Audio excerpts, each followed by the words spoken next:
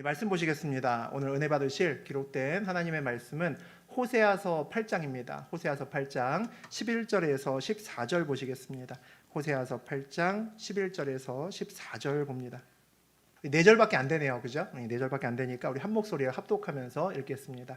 에브라임은 죄를 위하여 제단을 많이 만들더니 그 제단이 그에게 범죄하게 하는 것이 되었도다.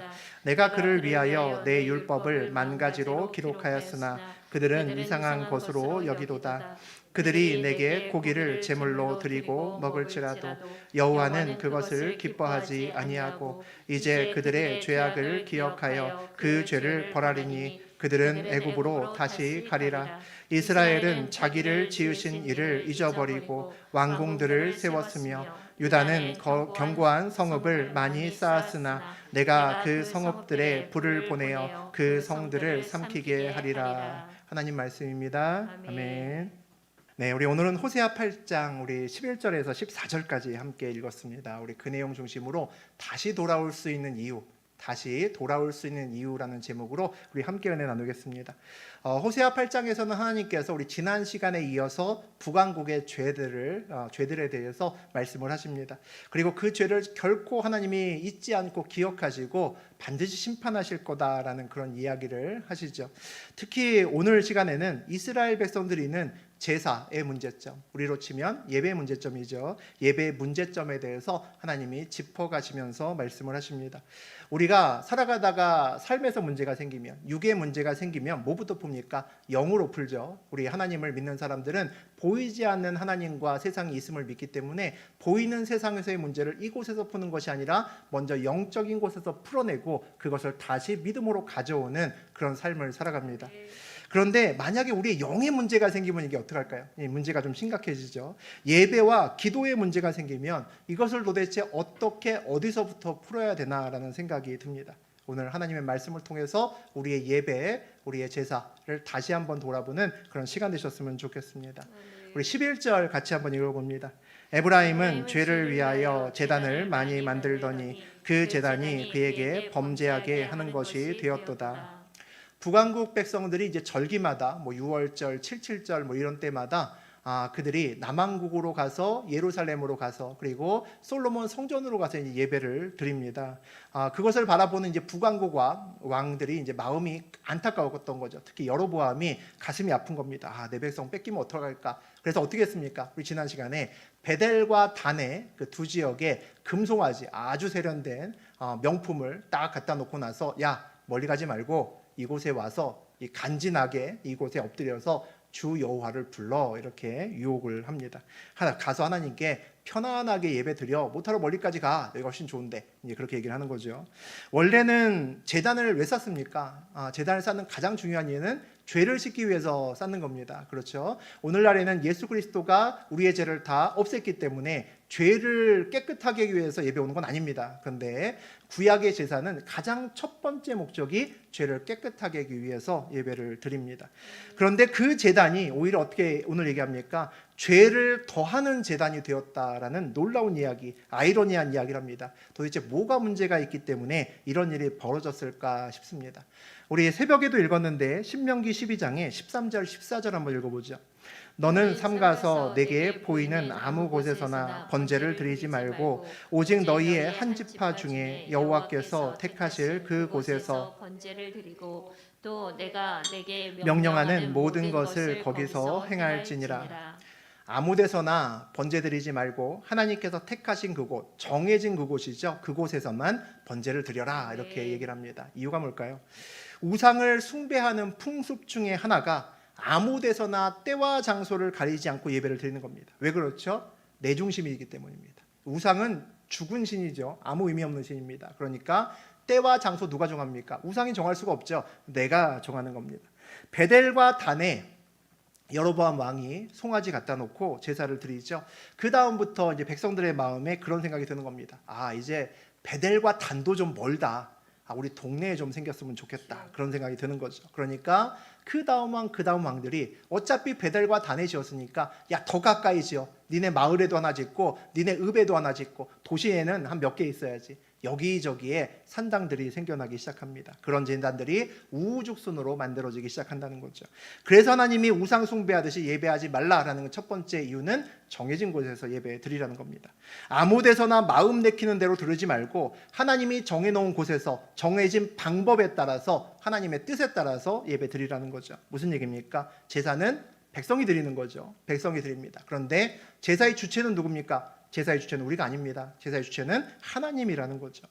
왜 제사의 주체가 하나님일까요? 제사는 받으시는 분이 안 받으면 끝나는 겁니다. 우리가 아무리 멋진 제사를 드려도 하나님이 안 받으시면 끝나는 거죠. 그러니까 제사는 우리가 중요한 것이 아니라 하나님이 중요한 겁니다. 하나님은 늘 구별되는 것을 좋아하십니다. 그래서 장소도 때도 늘 구별하라고 말씀하십니다. 특정한 때에 특정한 장소에서 예배드린다는 것은 그것이 나의 의무가 되면 우리 평상시 제사드리지 않는 삶의 가운데서도 생각을 하게 되죠. 언제는 내가 교회 가는 날, 언제는 예배드리는 날, 이게 생깁니다. 주일 11시가 우리에겐 꼭 지켜야 되는 예배드리는 날이죠. 그게 정해지면 내 평생의 스케줄, 여러분의 핸드폰의 스케줄에 주일날 11시부터 몇 시까지는 평생 반복, 되돌이표죠. 내가 죽을 때까지 주일에 예배드리는 것으로 먼저 그곳이 자리매김이 있어야 됩니다. 그것을 하나님이 기뻐하시지 않을까 싶습니다. 왜 그렇죠? 우리가 먼저 그곳에 예배드리는 날, 예배드리는 시간 이렇게 정해놓는다는 것은 그 시간에 어떤 다른 약속도 잡지 않겠다라는 마음이 있는 겁니다. 하나님과 먼저 약속했거든요. 선약이 있다라는 거죠.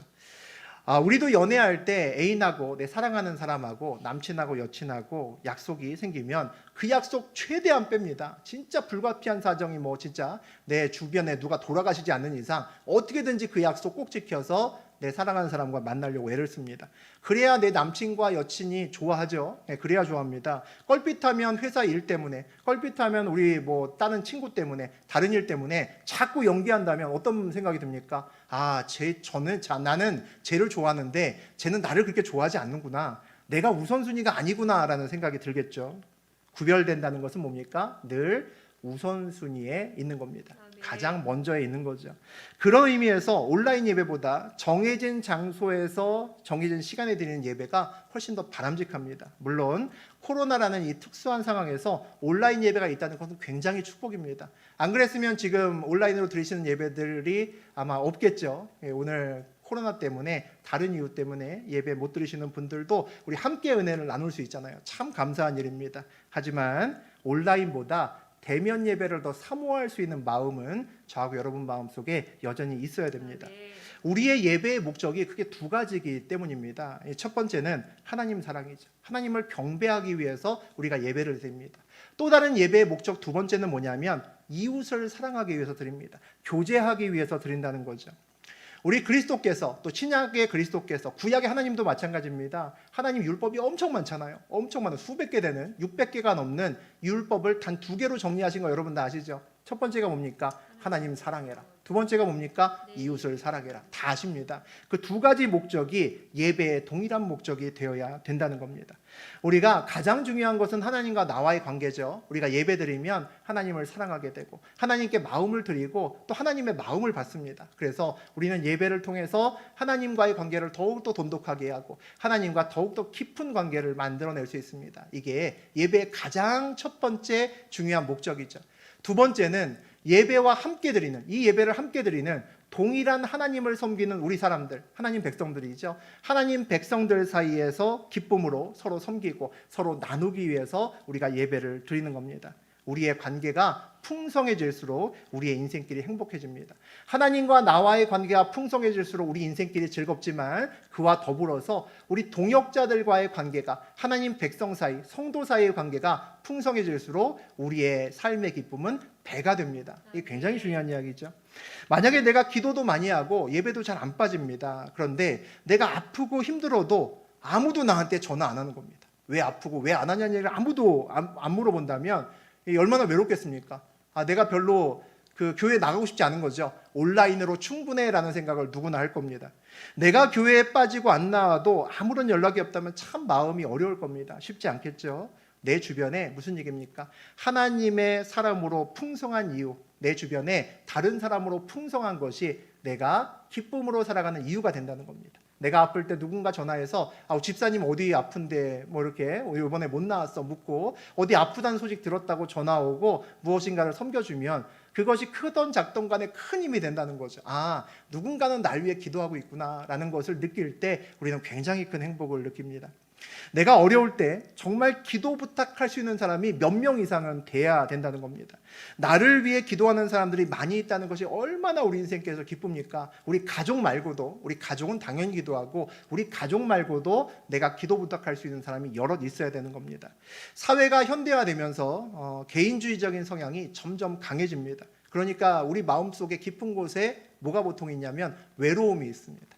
현대인의 마음속에는 외로움이 늘 있습니다.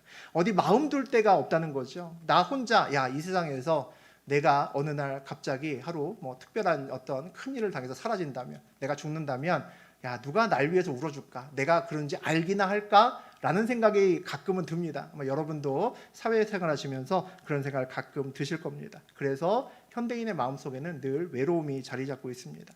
이 시대에 교회가 가장 해야 될 일이 있다면 이것 아닌가 싶습니다. 우리가 회사를 다녀도 어디 동호회에 있어도 내 마음을 정말 가슴을 꺼내놓고 얘기할 수 있는 사람이 가족 외에는 거의 없거든요. 심지어는 가족도 그런 사람이 별로 없는 경우도 많습니다. 그런 사람들에게 마음을 터놓고 이야기할 수 있는 사람이 여기 있다라는 것을 알려줄 수 있는 그런 교회가 돼야 되지 않을까 싶습니다. 우리 교회마다 멋진 표어들이 많이 걸려 있습니다. 하나님이 당신을 사랑하십니다라고 그렇게 되어 있습니다. 그런 표어가 많은 교회에 걸려 있죠. 그 교회 표어에 좀 덧붙여야 되는 말이 좀 하나 더 있어야 되지 않을까 싶습니다. 하나님은 당신을 사랑합니다. 그리고 나도 당신을 사랑할 준비가 되어 있습니다. 이런 표어가 좀 붙어 있어야 되지 않을까 싶습니다. 하나님은 당신을 사랑합니다라는 것은 어느 교회나 다 있습니다. 하나님이 사람을 다 사랑하시죠. 임마누엘 교회는 사랑하시고 주변 교회는 사랑하시지 않는다 아니죠. 하나님 모든 교회 모든 성도를 사랑하십니다. 그런데 나도 당신을 사랑하는 교회는 별로 없습니다. 그러니까 좋은 교회는 어떤 교회입니까? 하나님이 사랑하시는 교회가 아니라 거기에 플러스 나도 당신을 사랑할 수 있는 준비가 되어 있는 교회가 진짜 좋은 교회죠. 그런 교회가 진짜 좋은 교회입니다. 그러니까 이 코로나 시간 거치면서도 마찬가지입니다. 저하고 여러분이 그런 교회의 한 일원이 돼야 된다는 거죠. 누군가 확진되었다면 가슴이 아파야 되고 누군가 기침을 콜록콜록대면서 집에 있다는 소식을 들으면 그가 안 돼 보이고 안쓰러워 보여야 됩니다. 그래서 전화 한 통을 하든가 톡을 하든가 해서 괜찮냐라고 우리가 물어볼 수 있어야 되고, 또 작은 것들로 서로 맛있는 거 하나 사줄게 이러고 뭐 하나라도 이렇게 보내주고 그런 마음들이 되었으면 좋겠습니다. 나도 당신을 사랑합니다라는 걸 우리가 말로만 하는 것이 아니라 삶으로 이렇게 보여줄 수 있는 우리가 된다면 얼마나 따뜻하겠습니까? 또 내가 그렇게 살아야 내 주변에 사람이 많아집니다. 내가 그렇게 살아야 내가 어려울 때 누군가 나에게도 전화하고, 내가 힘들 때 집사님 권사님 왜 이렇게 힘드냐고, 요즘에 안색이 안 좋다고, 기도 제목 있으면 내놓으라고, 내가 새벽부터 기도해 주겠다고, 이런 사람이 주변에 늘어간다는 거죠. 내 주변에 아직 나는 그런 사람 별로 없는데 라는 그런 생각이 들으시는 분이 있다면 내가 먼저 누군가에게 가서 당신을 사랑할 준비가 되었습니다 라고 고백할 수 있는 그런 사람이 먼저 되셨으면 좋겠습니다. 하나님께서 주시는 행복은 물론이죠. 하지만 사람이 주는 행복도 만만치 않습니다. 우리 주변에 늘 그런 풍성한 사람과 함께 걷는 우리 임마누엘 교회 성도, 정말 좋은 교회 함께 만드는 저하고 여러분 되셨으면 좋겠습니다. 아멘. 목회자의 길을 제가 걸으면서 가장 행복한 것이 그겁니다. 물론 제가 이전에는 원서로 외국 책도 읽고 제 전공 책도 읽고 그러고 살았죠. 그러고 살았는데 지금은 그런 거 버린 지 오래죠. 사실 집에 몇 권 정도 남겨는 있습니다만 그냥 옛날에 내가 저런 일 했었구나 보려고 몇 권은 남겨놓고 다 버렸습니다. 다 버렸고, 제가 하루 종일 뭐 보겠습니까? 성경 보겠죠. 하루 종일 설교 준비하고 하루 종일 신앙서적 읽고 그런 것으로 매일같이 삽니다.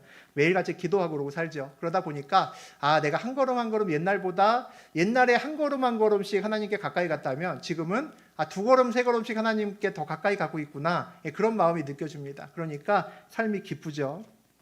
그런데 그것과 또 비견할 수 있을 만큼 만만치 않은 기쁨은 교제하는 사람들이 계속 늘어간다는 겁니다. 계속해서 많은 사람이 늘어갑니다. 물론 그중에 가장 중요한 분들은 우리 임마누엘께 함께 섬기는 여러분들이겠죠. 여러분들과 함께 날로 깊어지는 관계를 만들고 서로 간에 함께 기쁨으로 걸어가면서 그 기쁨이 너무 크다는 거죠. 야, 참 중간중간에 내가 참 사랑을 많이 받고 있구나. 내가 이렇게 큰 사랑을 받아도 되나? 막 이런 생각도 들고, 내가 좀 있으면 목사 안수 받는데 목사 안수 받으면 더 잘해야지. 막 이런 생각도 들고, 제가 그런 생각을 많이 합니다. 참 행복하다라는 생각이 드는 거죠. 사람은 그래서 그런 생각이 듭니다. 진짜 제가 뼈저리게 느끼는 건 돈이 아니라 사랑이 정말 사람을 기쁘게 한다라는 것을 누구보다 요즘 많이 느끼고 있습니다. 내가 사랑을 참 많이 받고 있구나라는 그런 생각이 들 때 그 기쁨은 돈으로 살 수 없는 정말 큰 기쁨이 된다는 거죠.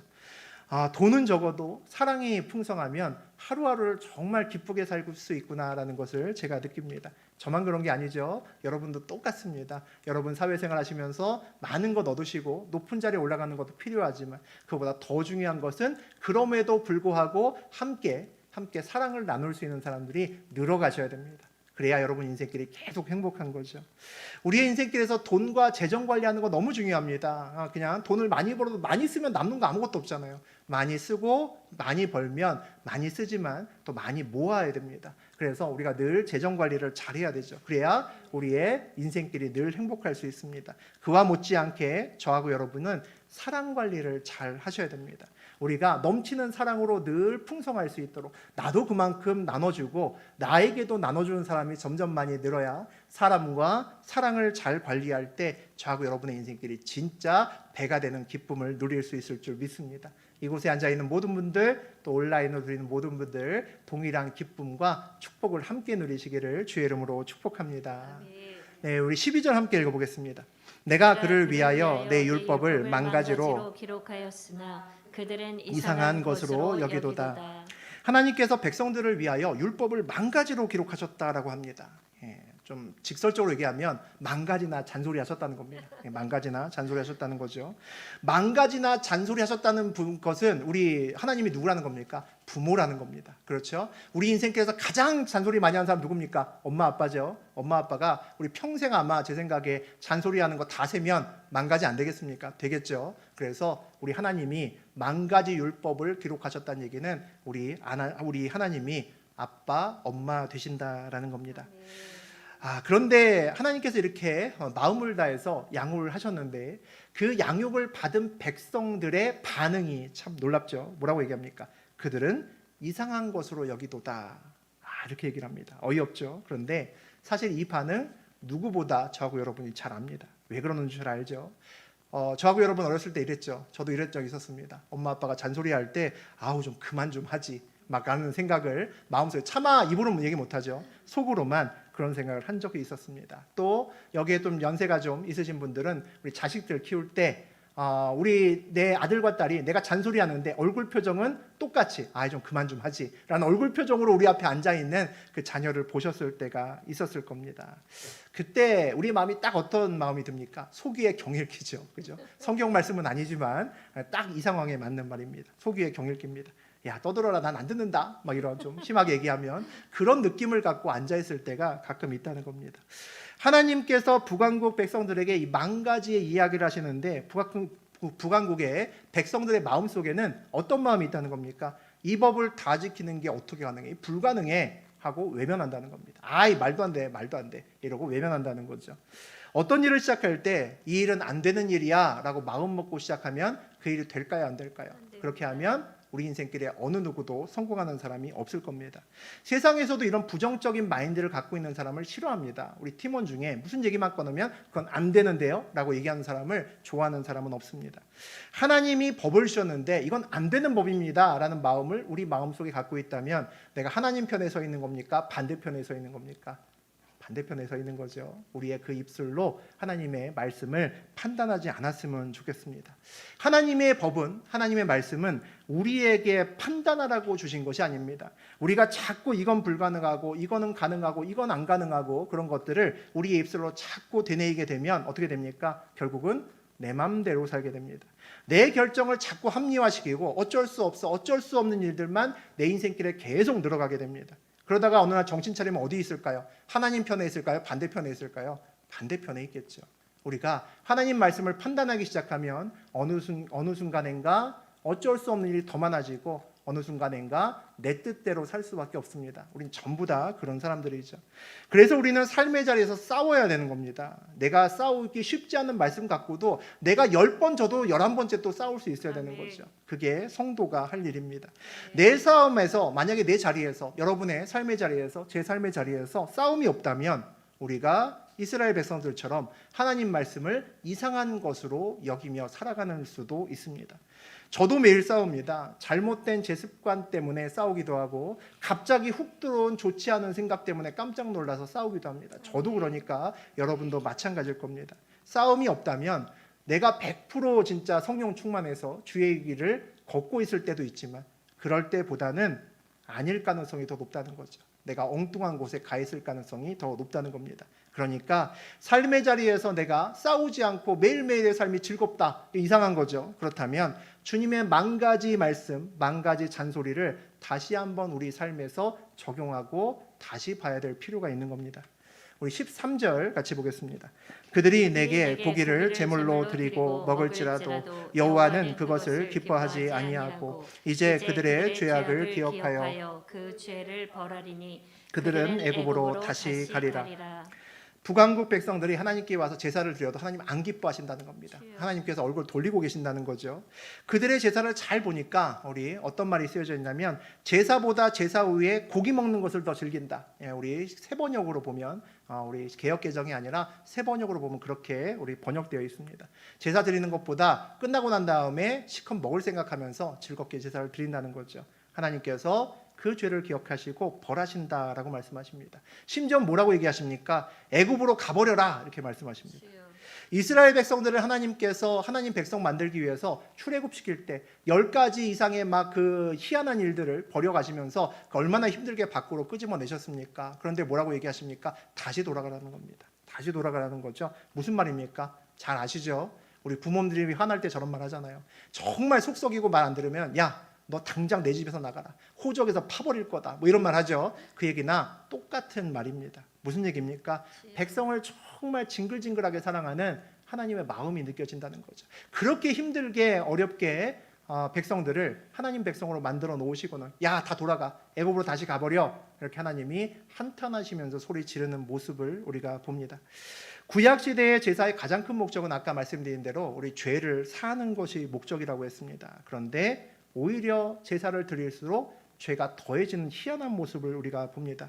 제사를 드리고도 문제를 일으킨 사람이 또 있습니다. 아주 유명한 사람이 있습니다. 가인과 아벨을 우리 다시 한번 보겠습니다. 창세기 4장 3절에서 5절까지 봅니다. 세월이 지난 후에 가인은 땅의 소산으로 제물을 삼아 여호와께 드렸고 아벨은 자기도 양의 첫 새끼와 그 기름으로 드렸더니 여호와께서 아벨과 그의 제물은 받으셨으나 가인과 그의 제물은 받지 아니하신지라. 가인이 몹시 분하여 안색이 변하니. 아주 옛날 이야기죠. 성경에서 제일 첫 머리에 나오는 겁니다. 우리 아담과 하와가 죄짓고 나와서 첫 낳은 것이 가인과 아벨이죠. 그들에 대한 이야기입니다. 하나님께 제사를 드리는 두 사람이 나옵니다. 가인도 나오고 아벨도 나오죠. 형 가인은 어떻게 됐습니까? 곡식으로 제사를 드렸답니다. 동생 아벨은 양으로, 동물로 제사를 드렸다는 거죠. 그런데 이유를 알 수 없게 하나님은 아벨의 제사는 받으셨는데 가인의 제사는 안 받으셨다라고 그렇게 기록되어 있습니다. 형제 사이에 결국 큰 문제가 생기고 시기와 질투가 너무너무 커져서 우리 다 아시는 것처럼 가인이 아벨을 죽이죠. 그런 놀라운 일이 벌어집니다. 왜 하나님은 아벨의 제사를 받으시고 가인의 제사는 안 받으셨을까? 참 희한한 일이죠. 여러 가지 것으로 추론하고 상상할 수 있습니다만 우리가 본문에서 실마리를 찾는 것이 가장 바람직할 겁니다. 아벨의 제사를 받으신 제사죠. 받으신 제사인 아벨의 제사를 잘 보니까 눈에 띄는 단어가 하나 있습니다. 뭐라고 되어 있냐면 양의 첫 새끼와 그 기름. 양의 첫 새끼라고 되어 있습니다. 그냥 아무 양이나 닥치는 대로 드렸다는 게 아닙니다. 뭐라고 되어 있죠? 양의 첫 새끼. 다시 말하면 구별된 양을 드렸다는 겁니다. 그럼 무슨 얘기죠? 양을 내가 칩니다. 어느 날 양이 어미 양이죠. 암컷이 양을 낳았습니다. 그럼 마음속에 무슨 생각이 들겠습니까?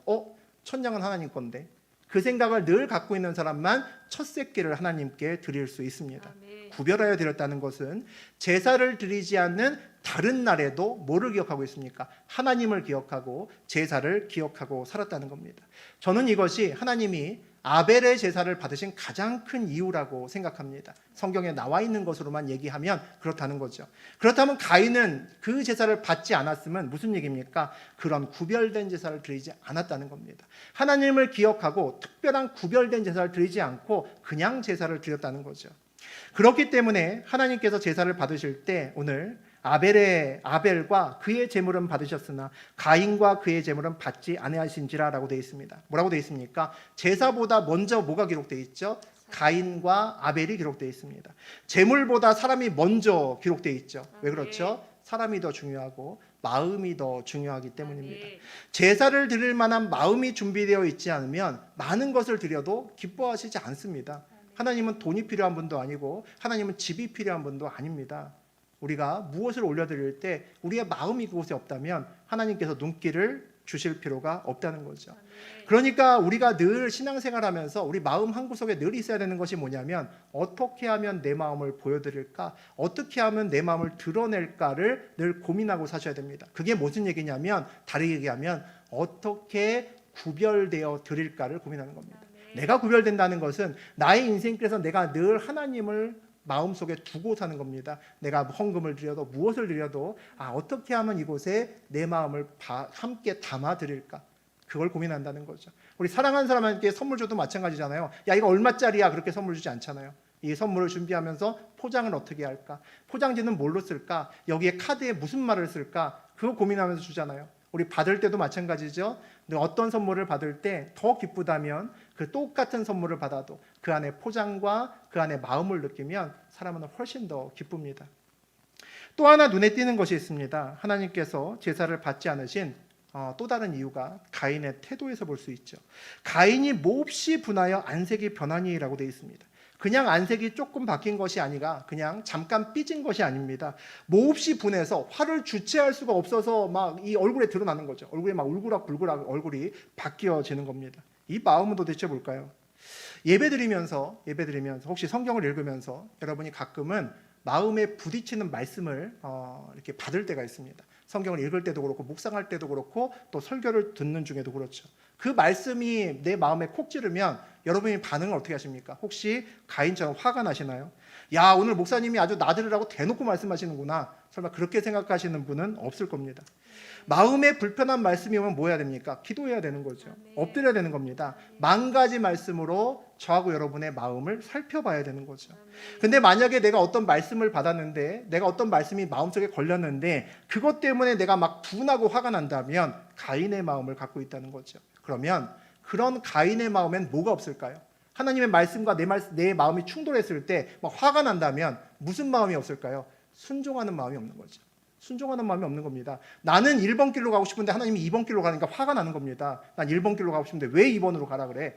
이런 마음이 드는 거죠. 순종의 마음이 없는 겁니다. 사람들이 착각하는, 또 크리스찬들도 마찬가지죠. 신앙인들이 착각하는 이유, 가장 큰 이유 중에 하나가 제사가 순종을 대신할 수 있다고 생각합니다. 엄청나게 큰 착각입니다. 나의 예물이 순종을 대신할 수 있다고 생각합니다. 엄청난 잘못된 착각이죠. 내가 헌금 드리고 예배 드리고 봉사하면 내가 순종하지 않아도 하나님이 다 덮어주실 거라고 생각합니다. 그런 얘기가 성경에 어디 있습니까? 전혀 나오지 않습니다. 어떤 제사도 순종을 대신하지 못합니다. 우리 사무엘서 나누면서 우리 아주 유명한 말씀 보셨잖아요. 순종이 제사보다 낫고 듣는 것이 순양의 기름보다 낫다. 다 아시죠? 우리 다 아시는 내용입니다. 그 내용이 여러분의 가슴에 있어야 됩니다. 내가 순종하지 못하면 마음이 불편해야 되고 그거 가지고 주님 앞에 나아가야 되는 겁니다. 제가 사춘기 때는 부모의 잔소리가 참 듣기 싫었습니다. 저만 그랬겠습니까? 이 자리에 앉아 계신 분들도 다 우리 어렸을 때, 우리 한빈이 정도 나이 때는 다 아마 그랬을 겁니다. 그런데 나이가 먹고 보니까 부모님 잔소리가 그렇게 싫지 않습니다. 왜 그렇죠? 그 잔소리 하시는 그 뒤편에 부모님의 마음이 느껴지기 때문이죠. 하나님의 만 가지 말씀의 그 잔소리에 들어있는 사랑이 느껴진다면 그 잔소리가 이상한 것으로 들리지 않을 겁니다. 그래야 하나님을 진짜 사랑하고 그것 때문에 화가 나는 것은 더욱더 말도 안 되는 이야기겠죠. 우리 요한계시록 3장 19절 한번 읽어봅니다. 물은 내가 사랑하는 자를 책망하여 징계하노니 그러므로 내가 열심을 내라 회개하라. 우리 3일 전에 우리 그 수요일 날 나눈 말씀이죠. 하나님이 만 가지의 율법으로 책망하고 징계하시는 이유가 뭐라고 합니까? 사랑하시기 때문. 저하고 여러분을 사랑하시기 때문입니다. 미워하는 자는요, 만 가지 법이라 아니라 한 가지 법으로 끝납니다. 그렇지 않겠습니까? 미워하는 자는 한 가지 법으로, 그냥 사망의 법으로 바로 끝냅니다. 뭘 만 가지나 얘기를 합니까? 한 가지로 끝내죠. 만 가지 법을 우리에게 주신다는 건 죽지 말라는 겁니다. 사망으로 가지 말라는 거죠. 생명의 길로 오라는 겁니다. 그래서 여러분에게, 저에게 만 가지 말씀을 주신 겁니다. 때로는 불편하고 때로는 힘들게 하는 말씀이 있습니다. 여러분만 있는 게 아니면 저도 있습니다. 저도 때로는 그냥 안 들은 척 할 걸, 막 그러고 싶은 그런 말씀을 저에게도 주십니다. 여러분도 마찬가지죠. 그런데 그 말씀이 불편하다면 그와 동시에 그 말씀을 주신 하나님의 사랑이 함께 와 닿으셔야 됩니다. 그러면 그 말씀이 그렇게 불편하지만은 않으실 겁니다. 우리 14절 함께 읽어봅니다. 이스라엘은 자기를 지으신 이를 잊어버리고 왕궁들을 세웠으며 유다는 견고한 성읍을 많이 쌓았으나 내가 그 성읍들에 불을 보내어 그 성들을 삼키게 하리라. 이스라엘 백성들이 왕국도 세우고 견고한 성읍도 세웠답니다. 스스로 왕국을 세웠다는 것은 내 스스로 좋은 대로 살고 싶다라는 것을 표현하는 겁니다. 보이지 않는 하나님이 왕인 것보다 보이는 대통령이고 보이는 왕이 있는 것이 내 마음속이 훨씬 더 안정되고 평안하다라는 것을 얘기하는 겁니다. 하나님이, 보이지 않는 하나님이 100% 우리를 이끌어가면 이제 불안하다는 거죠. 100% 신뢰하기에는 좀 그래라는 마음이 우리 백성 마음에 있다는 겁니다. 이 느낌이 어떤 느낌인지 아마 여러분도 잘 아실 겁니다. 통장에 한 1,000만 원 있으면 마음이 편안한데 내 통장에 잔고가 한 10만 원, 20만 원밖에 없으면 불안하죠. 뭔 일 생기면 어떡하지? 이런 생각이 듭니다. 이거 돈 안 들어오면 며칠 있으면 라면밖에 못 먹겠네. 이런 생각도 들죠. 통장에 잔고가 부족해서 잠을 못 잔 적은 있는데 하나님의 은혜가 부족해서 잠을 못 잔 적은 있나 싶습니다. 그것이 없다면 오늘 14절의 말씀이 나의 말씀일 수도 있겠다라는 생각이 들죠. 북왕국 문제뿐만 아니라 저하고 여러분의 문제도 될 수 있습니다. 스스로 견고하게 성읍을 쌓았다는 건 뭔가요? 내 인생 내가 스스로 지키고 살겠다라는 겁니다. 예배만 드려서는 뭔가 불안하다는 거죠. 내가 스스로 미래를 위해서 실비보험도 들고 연금보험도 들고 암보험도 들고 그리고 월세 정도 좀 받을 수 있는 상가나 이런 것도 좀 많이 마련해 놓고 주식도 좀 잘 투자해서 잘 올라가는 주식도 좀 많이 이렇게 보유를 해야 그 다음에 이제 좀 편해진다는 겁니다. 그렇게 대비한다는 것이 필요 없다는 말씀 드리는 건 아닙니다. 하셔야죠. 여러분 갖고 있는 하나님께 주신 것 같고 또 미래를 대비하고 하는 것도 필요합니다. 그런데 무슨 말씀을 드리는 거냐면 내가 그렇게 내 미래를 준비하고 나서 내 마음이 만족하다면 문제가 생긴다는 겁니다. 내가 견고한 성읍을 쌓고 있다는 거죠. 난 별로 걱정 없어. 왜냐하면 내가 주식도 얼마 갖고 있고 내가 상가도 해놓고 나 연금도 70세 이후로 얼마 받거든. 나 그래서 아무 걱정 없어 라고 혹시 얘기하신다면 그건 믿지 않는 사람들의 말이라는 겁니다. 그것으로 만족함이 있으시면 안 된다는 거죠. 그것으로 준비는 하지만 우리가 늘 예배로 늘 영으로 깨어있는 저하고 여러분이 되셔야 된다는 겁니다. 오늘의 삶에서 하나님이 느껴져야 내가 오늘 하루를 온전히 준비한 것이고 미래를 준비할 수 있는 자격이 있는 겁니다. 내가 오늘 하나님을 온전히 신뢰할 수 있어야 내일을 주님께 맡기고 기쁨으로 살아갈 수 있는 자격이 있다는 거죠. 그런 저하고 여러분 되셨으면 좋겠습니다. 내일 내가 누릴 수 있는 돈이 몇 살부터 연금이 몇백만 원 들어오기 때문이 아니라 내가 오늘 내 하나님과 동행하는 것을 알기 때문에 10년, 20년 후도 나는 행복할 수 있어라고 확신하며 살아가는 그 마음이 훨씬 더 중요하다는 거죠. 오늘 이런 일이 왜 일어났을까요? 여러분 오늘 함께 나눴는데 이런 일이 이스라엘 백성들, 하나님 백성이잖아요. 우리 그리스도인들 우리에게 왜 이런 일이 일어날 수 있을까요? 아주 오늘 특별한 말이 14절에 나옵니다. 이스라엘은 자기를 지으신 이를 잊어버리고 라고 되어 있습니다. 나를 만드시고 이 땅에 보내신 나의 주인이 누군지 잊어버렸다는 겁니다. 이게 가장 큰 거죠. 잊어버리는 것만큼 두려운 일이 있을까 싶습니다. 잊어버리지 않으면 무언가 대비할 수 있는데 잊어버리면 어떤 준비도 대비도 아무것도 할 수 없습니다. 잊어버리면 기억나지 않으면 아무것도 할 수 없죠. 하나님을 잊지 않아야 죄를 지어도 엉뚱한 곳에 앉아있다가도 깜짝 놀라서 이거 하나님이 이러면 나 혼나지 벌떡 일어나서 하나님께 올 수 있습니다. 그리고 다시 돌아와야 다시 시작할 수 있죠. 기독교인의 가장 큰 은혜는 어떤 곳에 있든지 어떤 상황에 있든지 늘 나의 상황과 상관없이 다시 시작할 수 있다는 겁니다. 그 이유는 우리가 늘 다시 돌아갈 곳이 있기 때문입니다. 아멘. 돌아갈 수 있기 때문이죠. 이 은혜가 사라지는 순간이 언제입니까? 내가 하나님을 잊을 때 그렇습니다. 내가 하나님을 잊으면 다시 돌아갈 수 없습니다. 하나님이 기억나지 않기 때문이죠. 신약성서에서 아버지 유산 다 까먹고 유산을 받아갖고 다 까먹고 외국 가서 허랑방탕하게 살다가 그가 완전히 진짜 돼지 먹이 먹으면서 그렇게 삶을 살았던 우리 탕자를 다 기억합니다. 그런데 그 탕자의 삶이 탕자로 끝나지 않았습니다. 왜 그럴 수 있었습니까? 아버지가 기억났기 때문에.